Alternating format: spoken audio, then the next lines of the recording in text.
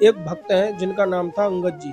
वैसे तो वे स्वभाव से पहले नास्तिक प्रवृत्ति के थे, लेकिन उनकी पत्नी भगवान की बहुत बड़ी भक्त थी। उनके मायके में संतों की सेवा होती रहती थी और वहाँ उनके गुरुदेव के उपदेश भी सुनने को मिलते थे। अब अंगद जी तो नास्तिक थे और उनकी पत्नी गुरुदेव के उपदेश सुनती थी। तो विवाह के बाद जब वे अंगद जी के साथ ससुराल आई तो उन्होंने देखा कि वहाँ का राज वैभव तो था, लेकिन किसी संत का दर्शन नहीं था और ना ही किसी संत का आना जाना था और ना ही वहाँ भगवत चर्चा थी। तो रानी बहुत व्याकुल हो गई। उन्हें मायके में रोज संतों का उपदेश मिलता था, सदगुरुदेव भगवान के दर्शन होते थे, लेकिन यहाँ तो कोई भक्ति का वातावरण ही नहीं था। हालांकि अंगद जी की एक विशेषता थी, वे अपनी पत्नी को भगवत भक्त मानकर बहुत श्रद्धा करते थे। उनके भक्ति मार्ग में कोई विरोध नहीं करते थे, लेकिन स्वयं कभी भक्ति का आचरण नहीं करते थे। न संत महात्माओं के प्रति कोई श्रद्धा रखते थे और न ही भगवान की आराधना करते थे।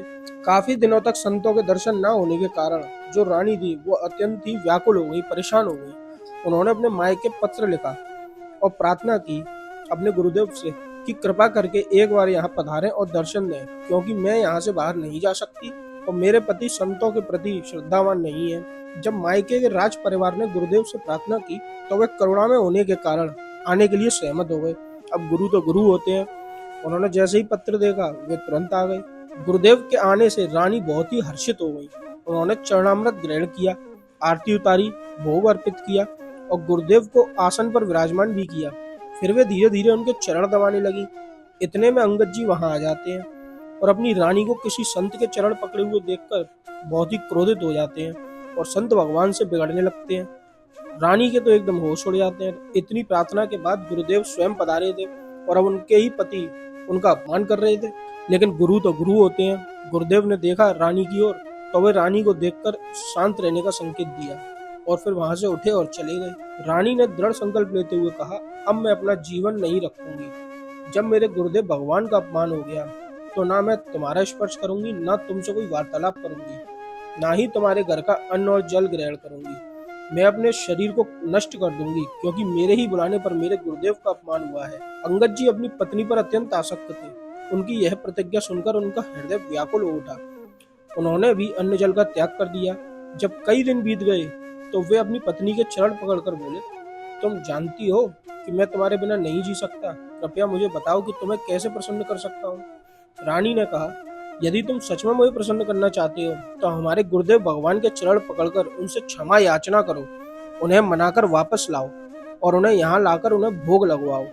यदि वे यहाँ भोग ग्रहण कर लें तो हम उनका प्रसाद पाएंगे और अपनी दिनचर्या फिर से पहले जैसी हो जाएगी। अंगद जी भक्ति भाव से तो नहीं बल्कि अपनी पत्नी के प्रति आसक्ति के कारण वे गुरुदेव के पास गए। उन्होंने गुरुदेव के पैर पकड़कर क्षमा मांगी और वैसे तो संतों का स्वभाव ही करुणा में होता है। कितनी ही बार उनका कोई अपमान करे, लेकिन सच्चे हृदय से दंडवत करता है तो वे सहज ही कृपा कर देते हैं। गुरुदेव उनके साथ जाने के लिए मान गए।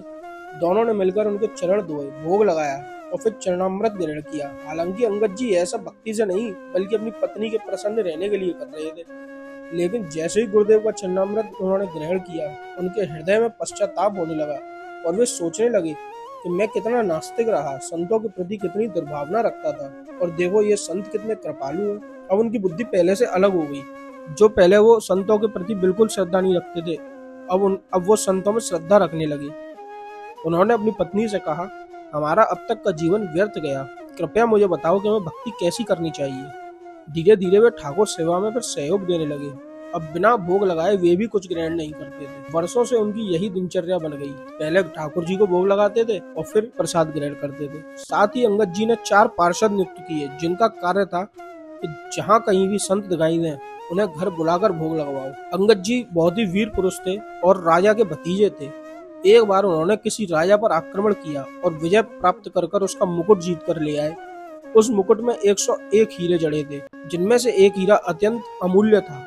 अंगद जी को इस विशेष हीरे का मूल्य और महत्व ज्ञात था। उन्होंने शेष हीरे विजय प्राप्त करने के बाद राजा को लौटा दिए, राजा यानी कि उनके चाचा जी। लेकिन वह अमूल्य हीरा अपने पास रख लिया और कहा, यह हीरा जगन्नाथ जी के मुकुट पर जड़ेगा। राजा के कुछ मंत्री और विषयी स्वभाव के दरबारियों ने राजा को उकसाया और कहा, उस हीरे की कीमत आपके पूरे खजाने से भी अधिक है, आपको इसे हर हाल में वापस लेना चाहिए। राजा ने विनम्रता से अंगद जी से आग्रह किया, कृपया वह हीरा हमें दे दीजिए। अब अंगद जी तो अडिग थे, उन्होंने कहा नहीं, यह हीरा हमारे जगन्नाथ जी को अर्पित हो गया है। मनुष्य की बुद्धि बदलने में देर नहीं लगती। राजा की बुद्धि में भी विकार आ गया और उन्होंने ठान लिया कि अंगद जी को मार दिया जाए, लेकिन क्योंकि वे उसके चाचा थे, उन्हें सीधा मारना उचित नहीं लगता था, वरना राज दरबार में निंदा होती। राजा ने एक षड्यंत्र रचा। उसने अंगद जी की बहन, जो राजमहल की रसोई तैयार करती थी, उनको अपने पक्ष में लेने का प्रयास किया। राज परिवार में भोजन अत्यंत विश्वसनीय लोगों द्वारा ही बनाया जाता था और अंगद जी की बहन इसी कार्य में लगी हुई थी। राजा ने उसे लालच देते हुए कहा, तुम जितना धन चाहोगी उतना तुम्हें दूंगा, बस तुम अंगद जी के भोजन में विष मिला दो। राजा ने अपने सामने विष ला कर दिया और उसे भोजन में मिलवा दिया। अंगद जी को इस षड्यंत्र का कोई भी आभास नहीं था। जैसा उनका नियम था, उन्होंने पहले भोजन ठाकुर जी को अर्पित किया, भोग लगाया और फिर भोजन करने बैठ गए। अंगद जी की बहन की बेटी, जो प्रतिदिन उनके साथ बैठकर भोजन करती थी, अचानक घर से गायब कर दी गई। अंगद जी ने पूछा, बिटिया कहाँ है, उसे बुलाओ। बहन ने झूठ कह दिया। उन्होंने बोला कि वह खेलने चली गई। अंगद जी ने दृढ़ता से कहा, नहीं, जब तक वह नहीं आई तब तक मैं भोजन नहीं करूंगा। उनके इन शब्दों का गहरा प्रभाव उनकी बहन पर पड़ा और वह विचार करने लगी कि जो व्यक्ति मेरी पुत्री से इतना प्रेम करता है, क्या मैं उसे विष देकर मार सकती हूँ? और फिर उसने रोते हुए कहा कि भैया, भोजन मत ग्रहण करना। अंगद जी एकदम चौंक गए, बोले क्यों? तो उनकी बहन फूट फूट कर रोने लगी और बोली, राजा ने मुझे प्रलोभन देकर प्रेरित किया था, मेरी बुद्धि भ्रष्ट हो गई थी और मैंने इस भोजन में विष मिला दिया है। अंगद जी ने अपनी बहन से कहा, तुम्हें चिंता करने की आवश्यकता नहीं है, मैंने ये भोजन पहले ही ठाकुर जी को अर्पित कर दिया है। यदि यह भोजन विषाक्त था तो अब यह ठाकुर जी का प्रसाद बन चुका है, मैं इसे कैसे त्याग सकता हूँ? इसके बाद अंगद जी ने पूरा भोजन ग्रहण किया, यहाँ तक कि झूठे पात्र भी चाट चाट कर खाए। परंतु आश्चर्य की बात यह थी कि विष का उन पर कोई भी प्रभाव नहीं पड़ा। वे पूर्णतः स्वस्थ और सुरक्षित रहे, जैसे कुछ भी ना हुआ हो। ये थी प्रसाद की महिमा। पूज्य पंडित गया प्रसाद जी महाराज कहते हैं, अर्पित किए बिना भोजन कभी भी ग्रहण मत करो। जब भी भोजन पाओ उसे ठाकुर जी का प्रसाद मानो। यदि तुम ऐसी स्थिति में हो जहाँ ठाकुर सेवा संभव नहीं है और भोजन सामने आ गया है, तो 1 मिनट के लिए आंखें बंद करो और अपने इष्ट देव का स्मरण करो, प्रभु को अर्पित करो और फिर 2-4 बार नाम जप कर फिर उस प्रसाद को ग्रहण करो। बिना प्रभु को अर्पित किए जल भी ना पिए। ऐसा करने से आपकी बुद्धि शुद्ध और निर्मल हो जाएगी। तो ये थी हमारी आज की कहानी। अगर दोस्तों आपको कहानी पसंद आई हो तो वीडियो को लाइक करें, शेयर करें और चैनल को सब्सक्राइब करें। मिलते हैं अगली वीडियो में। जय श्री राधे।